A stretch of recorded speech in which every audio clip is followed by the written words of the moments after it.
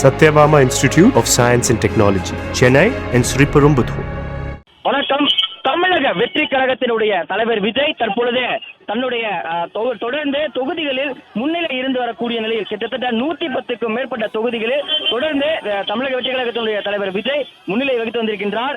ஒரு சில தொகுதிகளில் அதிகாரப்பூர்வமாக தன்னுடைய வெற்றியை பதிவு செய்திருக்கக்கூடிய விஜய் தான் வெற்றி பெற்றிருக்கக்கூடிய பெரம்பூர் தொகுதியில் தன்னுடைய சட்டமன்ற உறுப்பினராக தேர்ந்தெடுக்கப்பட்டிருக்கக்கூடிய அந்த சான்றிதழை பெறுவதற்காக தற்பொழுது விஜய் சென்று கொண்டிருக்கின்றார். அதற்கு முன்பாக சென்னை நீலாங்கரையில் இல்லத்திலிருந்து புறப்பட்டிருக்கக்கூடிய விஜய் தற்பொழுது அடையாறில் இருக்கக்கூடிய தன்னுடைய தாய் தந்தையை சந்தித்து ஆசீர்வாதம் வாங்குவதற்காகவும் தன்னுடைய வாழ்த்துக்களை பெறுவதற்காகவும் தற்பொழுது அடையாறை நோக்கி தமிழக வெற்றி கழகத்தினுடைய தலைவர் விஜய் சென்று கொண்டிருக்கின்றார்.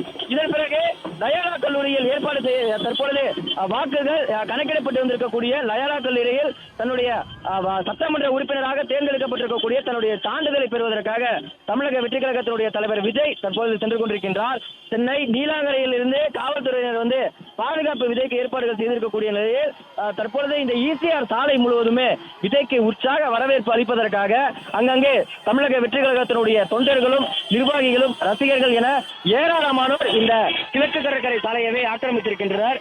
வழக்கமாக விஜய்க்கு செல்லக்கூடிய அந்த கூட்டமானது மேலும் அதிகரித்திருக்கிறது என்று சொல்லலாம். கிட்டத்தட்ட யாரும் எதிர்பாராத வகையில் 110 தொகுதிகளில் தற்பொழுது விஜய் முன்னிலை வைத்திருக்கின்றார். 30 தொகுதிகளுக்கும் மேலாக அதிகாரப்பூர்வமாக விஜய் தன்னுடைய வெற்றியை சூழியிருக்கின்றார். கிட்டத்தட்ட முன்னாள் அமைச்சர்களுக்கு போட்டியிடக்கூடிய பல்வேறு தொகுதிகளில் தான் நிறுத்தப்பட்டிருக்கக்கூடிய வேட்பாளர்கள், தன் முகமாக நிறுத்தப்பட்டிருக்கக்கூடிய தமிழக வெற்றி கழகத்தினுடைய வேட்பாளர்கள், முன்னாள் அமைச்சர்களை தோல்வியுறச் செய்து தமிழக வெற்றி கழகத்தினுடைய வேட்பாளர்கள் இந்த சட்டமன்ற தேர்தலிலேயே வெற்றி பெற செய்திருக்கின்றனர். குறிப்பாக சிட்டிங் எம்எல்ஏ, சிட்டிங் அமைச்சராக இருக்கக்கூடிய பல்வேறு அமைச்சர்கள், மூத்த அமைச்சர்கள், முன்னாள் அமைச்சர்கள் என தற்பொழுது இருந்திருக்கக்கூடிய தொகுதி பொறுப்பாளர்களாகவும் மாவட்ட செயலாளர்களாகவும் திமுகவினுடைய மாவட்ட செயலாளர்கள், அதிமுகவினுடைய மாவட்ட செயலாளர்கள் என பல்வேறு அதிமுகவினுடைய முன்னாள் அமைச்சர்கள், திமுகவினுடைய முன்னாள் அமைச்சர்கள் என போட்டியிட்ட பல்வேறு தொகுதிகளில் தன்னுடைய முகமாக நிறுத்தப்பட்டிருக்கக்கூடிய தமிழக வெற்றி கழகத்தினுடைய வேட்பாளர்கள்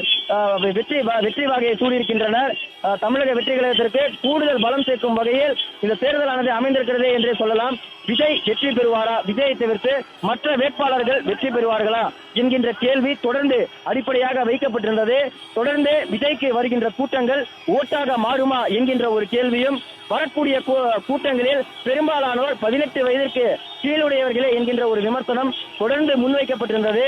அது மட்டுமல்லாமல் விஜய் வீட்டிலிருந்து வெளியே வர மாட்டேங்கிறார், தன்னுடைய பிரச்சாரங்களில் ஈடுபட மாட்டேங்கிறார், தொடர்ந்து தன்னுடைய பிரச்சாரங்களை ரத்து செய்தவாறே விஜய் இருக்கின்றார்.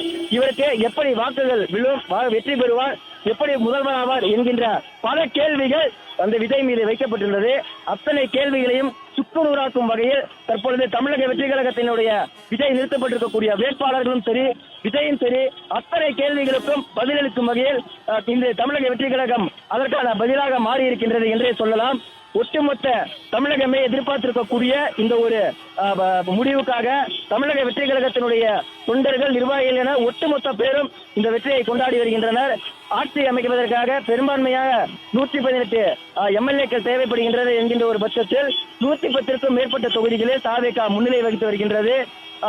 அது மட்டுமல்லாமல் முதலமைச்சர் போட்டியிடக்கூடிய, அதாவது தற்போதைய முதலமைச்சராக இருக்கக்கூடிய மு.க. ஸ்டாலின் போட்டியிட்ட குளத்தூர் தொகுதியிலேயே தன்னுடைய முகமாக நின்றிருக்கக்கூடிய பிஎஸ் பாபு அந்த தொகுதியில் வெற்றி பெற்றிருக்கின்றார். தமிழக வெற்றி கழகத்தினுடைய வேட்பாளர் விஜயின் முகமாக நின்று அந்த தொகுதியிலேயே தற்போதைய முதலமைச்சராக இருக்கக்கூடிய திமுக தலைவர் மு.க. ஸ்டாலினை வெற்றி பெற்றிருக்கின்றார். தமிழக வெற்றி கழகத்தினுடைய வேட்பாளர் பிஎஸ் பாபு பெரும்பான்மையான தொகுதிகளில் முன்னாள் அமைச்சர்கள் என இருக்கக்கூடிய தொகுதிகளிலும் தற்போது அமைச்சராக இருக்கக்கூடிய தொகுதியிலும் யாரும் எதிர்பாராத விதமாக பல்வேறு வாக்கு சதவீதங்களின் அடிப்படையிலும் பல்வேறு வாக்குகள் வித்தியாசத்திலும் தமிழக வெற்றி கழகத்தினுடைய வேட்பாளர்கள் இன்று வெற்றி பெற்றிருக்கின்றனர். இந்த கொண்டாட்டங்கள் அனைத்தும் ஒரு புறம் இருக்க தொடர்ந்து தமிழக வெற்றி கழகம் தாங்கள் குறிப்பிட்டவாறு தமிழக வெற்றி கழகத்தை ஒரு நல்லாட்சி கொடுக்க வேண்டும் என்று தொடர்ந்து அவர்கள் மேடையிலேயே தொடர்ந்து அவர்களுடைய கருத்தை சொல்லி வந்தனர். அதற்கு ஏற்றாற்படியே தற்பொழுது தமிழக வெற்றி கழகத்திற்கு இந்த வெற்றி வாய்ப்பு அமைந்ததாகவே பார்க்கப்படுகிறது. விஜய் வாக்கு சதவீதம் பெறுவார், ஆனால் அந்த வாக்கு சதவீதங்கள் சீட்டுகளாக மாறுமா, சட்டமன்ற உறுப்பினர்களாக சட்டமன்றத்திற்குள் செல்வார்களா என்ற கேள்வியும் அடுக்கடுக்காக அடுத்தடுத்து வைக்கப்பட்டிருந்தது. கூட்டாக மாறுமா என்கின்ற கேள்வியை அடுத்து வாக்கு சதவீதம் பெறும் அதை சீட்டாகவும் சட்டமன்ற உறுப்பினராகவும் மாற்றுவாரா என்கிற கேள்வி வைக்கப்பட்டிருப்பது. விஜயை தவிர்த்து செங்கோட்டையனை தவிர்த்து இருக்கக்கூடிய மற்ற வேட்பாளர்கள் யாரும் தொகுதியிலும் தமிழக மக்களுக்கும் தெரியாதவர்கள், அதிகம் மக்களிடம் சென்றடையாதவர்கள் என்கின்ற ஒரு கேள்வி முன்வைக்கப்பட்டிருந்தது. விஜயை தவிர்த்து இருக்கக்கூடிய யாருக்காவது தொகுதி சார்ந்தோ அல்லது வேட்பாளர் சார்ந்தோ மாற்றுகள் விரும்பா அல்லது வெற்றி பெறுவார்களா என்கின்ற கேள்விகளும் அடிக்கடிக்காக வைக்கப்பட்டிருந்தது. விஜய் தான் செல்லுகின்ற பிரச்சாரங்கள் அனைத்திலும் செல்லுகின்ற ஒரே பதில் 234 தொகுதிகளிலும் விஜய் தான் வேட்பாளர் என்கின்ற அந்த ஒரு செயலை மட்டும் மனதில் வைத்து ஒரு மாற்றங்களை செலுத்துங்கள் என்பதை மட்டும் அடிக்கடி விஜய் தன்னுடைய பிரச்சாரங்கள் அனைத்திலுமே சொல்லுவார். திராவிட முன்னேற்ற கழகத்திற்கு மட்டுமே தன்னுடைய போட்டியாக நினைத்து செயல்பட வேண்டும் என்கின்ற அந்த ஒரு அடிப்படையில் விஜய் தொடர்ந்து தன்னுடைய கருத்துக்களை வலியுறுத்தி வந்தார். சென்னையில் 16 தொகுதிகளில் திமுகவினுடைய கோட்டையாக விலகி வந்திருக்கக்கூடிய சென்னை மாநகரில் 16 தொகுதிகளில் 14 தொகுதிகளில் தமிழக வெற்றி கழகம் வாகை சூடியிருக்கின்றது.